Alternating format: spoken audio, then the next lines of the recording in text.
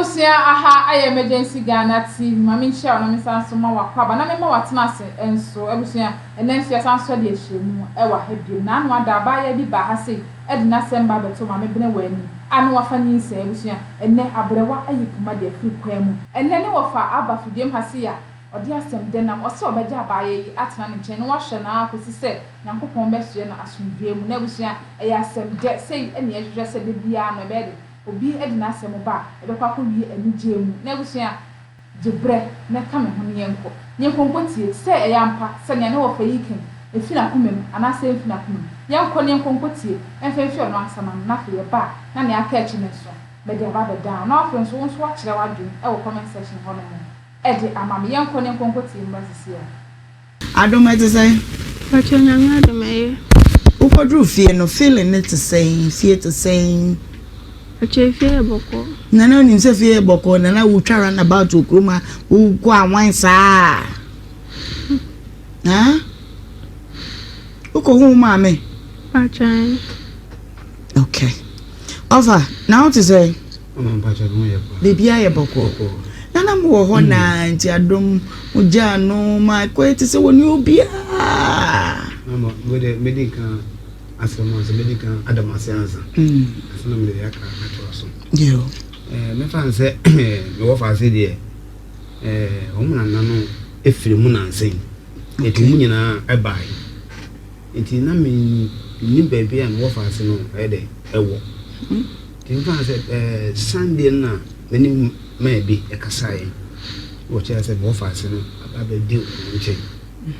Okay na me hu asem am bitimere aka na nkaja ne se ne sa na wa kan de ya ne kenya kopon adawro mo ni bia nkame a nka metima ahye ne tamba bia nkomo no nka meduru ho no no kaja me se nsia no bese nka akwa ne yeden eba enti sa na be de a nka mesum kaja ne se obaba de a tamo de man ko ka se nka me brada na me hye ne se ga brada na kenya betima be de aba bihia Yeah.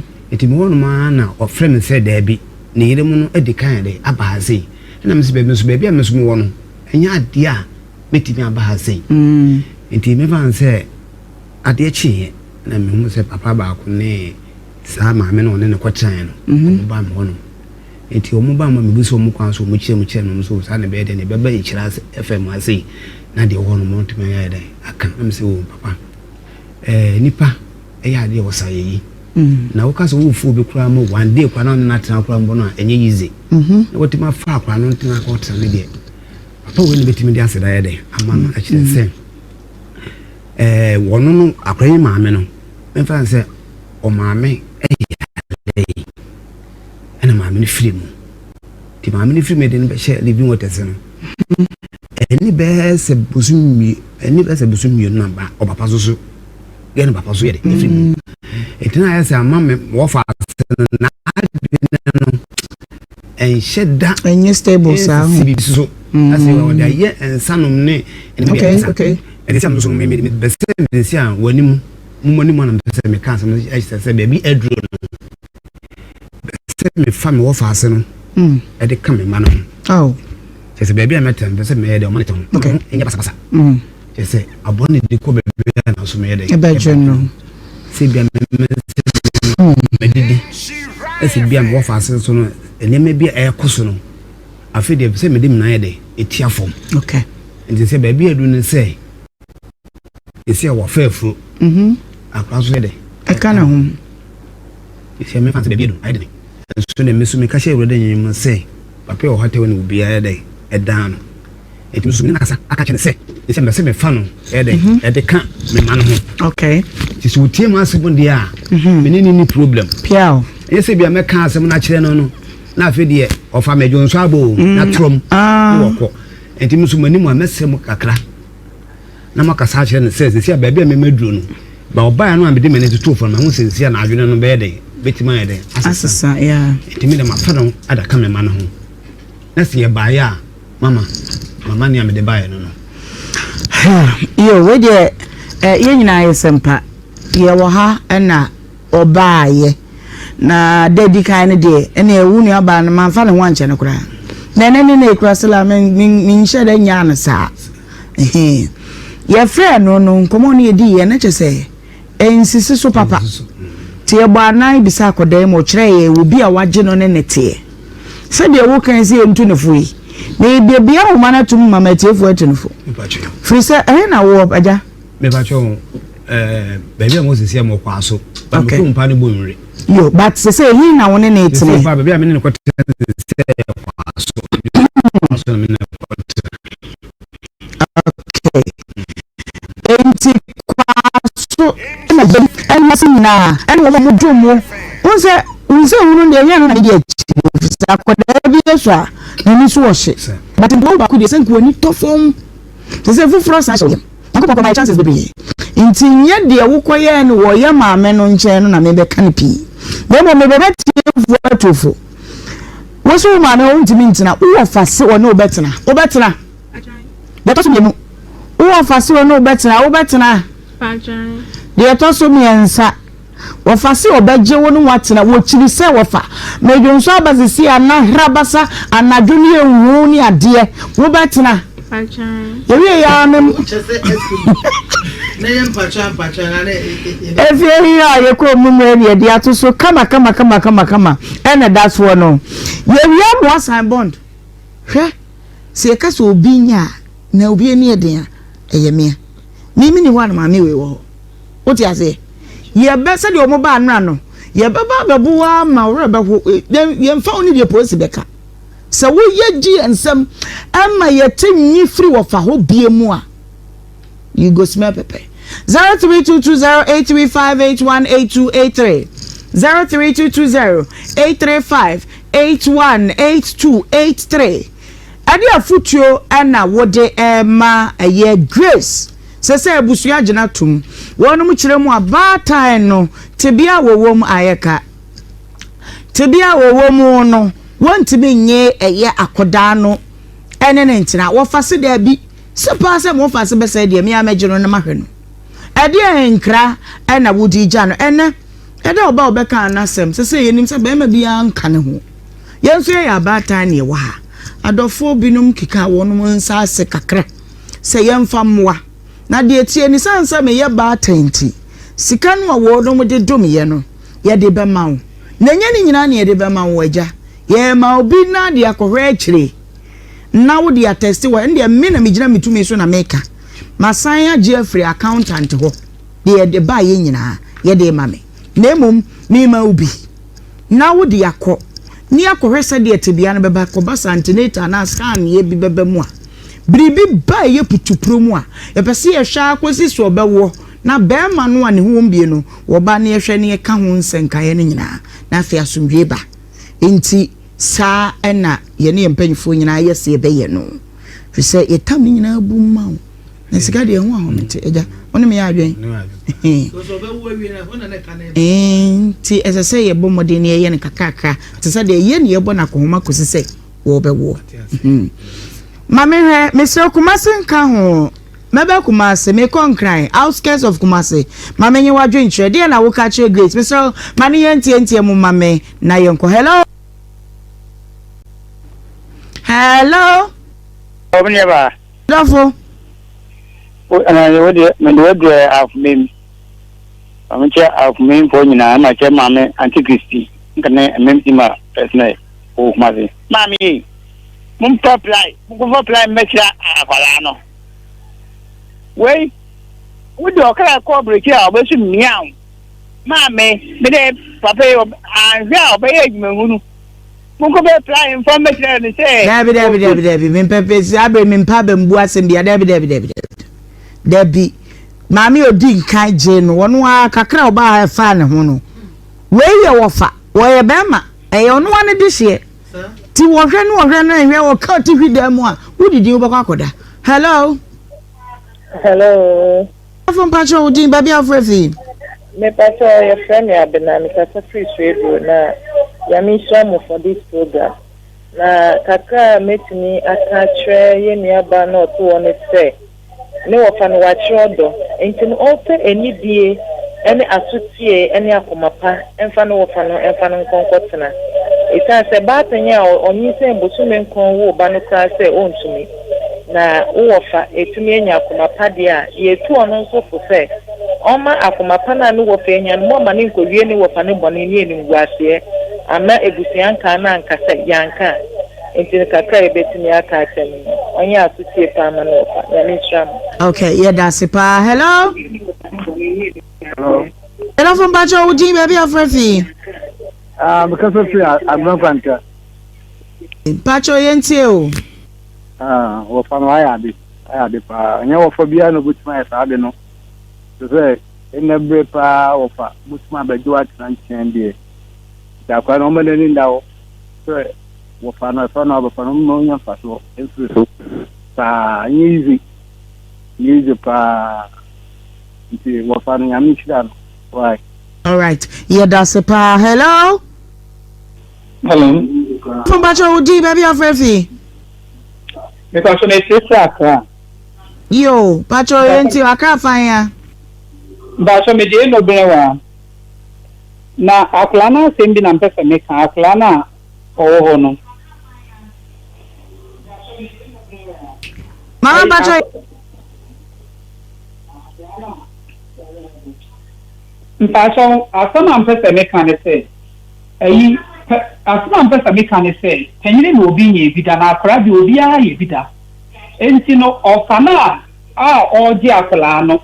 Obi wo ha omuka se obi ya akla bone a. Na wa ye na agen se akla ne ya akla bone nti no omu aka no oye bibibia na ye na shi.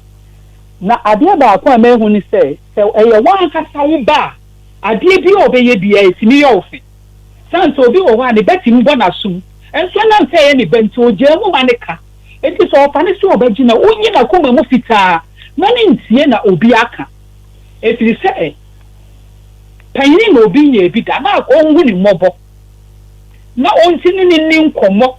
Onti ni nkasa bia na ade bi na eha no. Obi wo okura ne maami a wa wo no na ye wo ani ba. Enso na otam no. Enti me ka sama me ka kire endobre wa me fe. Enti one ne nkasa.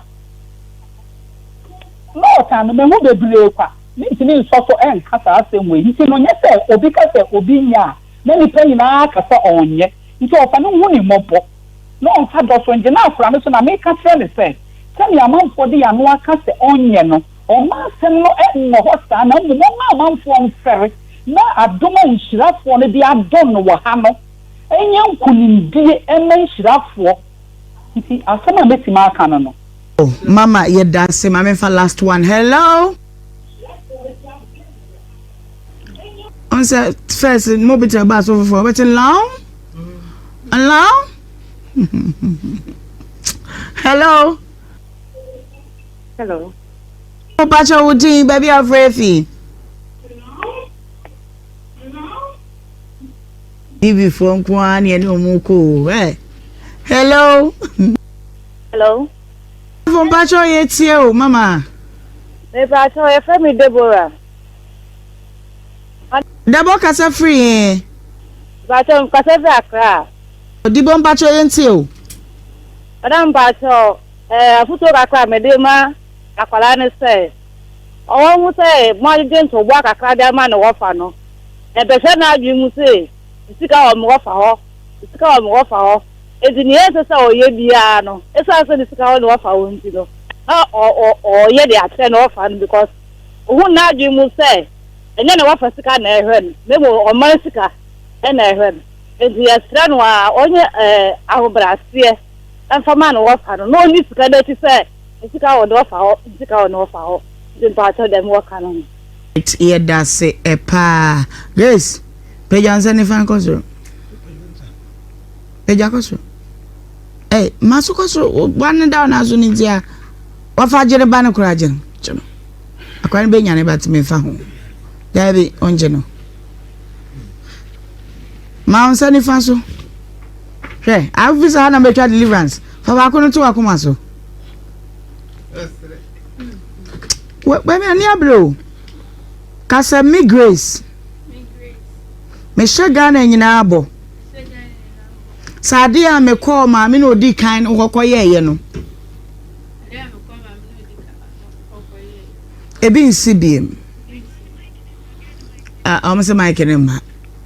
Mike and Nyadia eba. chese wo twemu tai kra e ma That's why I said your boss in here. ah I said your boss in here. Me Maria se nyina hwe video we se wutimi pa ya kura papa na wutimi boko tena wo fanchen di buoni die tena ho na urade hu mobo sua wasomdwe mu a de ye ma ye wo ha be ye kura be o fedo do enti makuma ha mere bi totune baabi na yete sa akoda fufuro kura na wo fantimi muwa na wo Sa said we say we chop picture we too. oh na say we say nyina edi ma na wo say me dia wo kasa me grace me shabo say Ghana nyina hwe me ne enna kakra aka mama kwa wo yi Na kakra aka mama kwa me shatu mu say me wafa me ba shatu mu say me wafa metina me wo fancha ho brasiem metina me wo fancha ho na me ba hadie mo no na me de me ba na e ba me ato ni din na me de me ba na e ba na me fa so be di mu adanse se ne de ne kan ma ye no fa so be di mu adanse se de kan ma ye se ya de bo ami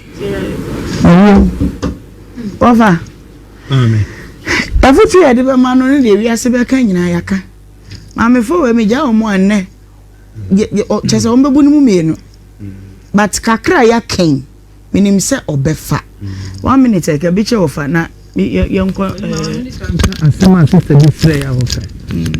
Se bia ya pɛ kakra ma wofa sɛ onfa nada. Ene edidi enti. de ade ma ne de ntimi nya hwe kra O wone ma wo hɔ dada. Ena ma pa wo ka mole kokokra. Wo bibi akwa no woni mra wo so 20 ne ko. Oba ensu we ni tini ne tikwa wo pa aduane. Enu nti meye wadwen sɛ ena ya ma me wo fa sika so fa no akɔye kuntan.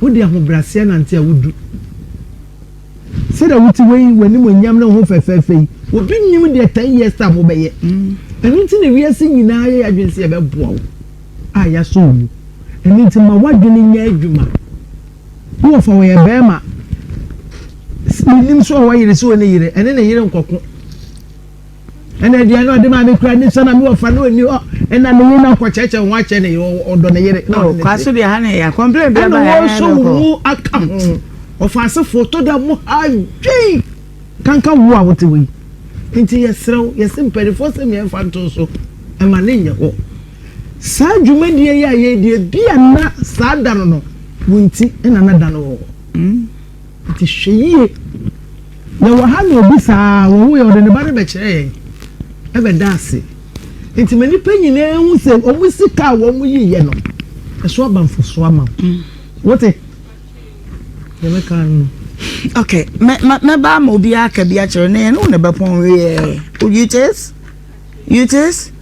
levu eh ka french kaka ne no na adwuma na sen levu ah tu as compris ka se levu hey ko school time mami yeni nkomo e na ja sokoto ba madaro ma minimu obi akika ko na SMP went to me and respond on TV da we yo yaje evidence about me okay better for mama sanso ema wakwa abasa oje bre na ka me ho ne kokotie asem ye mu nchiremu e ba ye na se na me kan ye no ofananya a jepeni ese obede obaje abaye na wahye na hye na wo so obehye no efutu kakra bi ne de ma abaya se na mpinfo aka na abaya no ko onya so mere no nkonkwata na ofenchi na ofensu ni na komem no ide onfa mwan kopim se na kopom be de basue na sudio gidi se wahye bo se na ya keka efutu e de ama ni na obede obetie no wadi so ene sa ebe bo no nkasa se wanya ni sa na osanso kokoya so de dia ene ne besi e wa kire bia no eyo ono amasem efutu owo ye se ede nsa chani ka de se sohye abusua aha na mdu besi se ni ehwehwe se obi ade na asem ba ebe kwa ko yi amdie bibia atoto di mdu besi ase da se ne ebe sanso ede ehyemu wa ha bi medin am de so ne na akosua ade pa ha so emergency guarantee like na fe share na subscribe na fa comment so fa to comment section for no e ma me samanti me kebi ma akra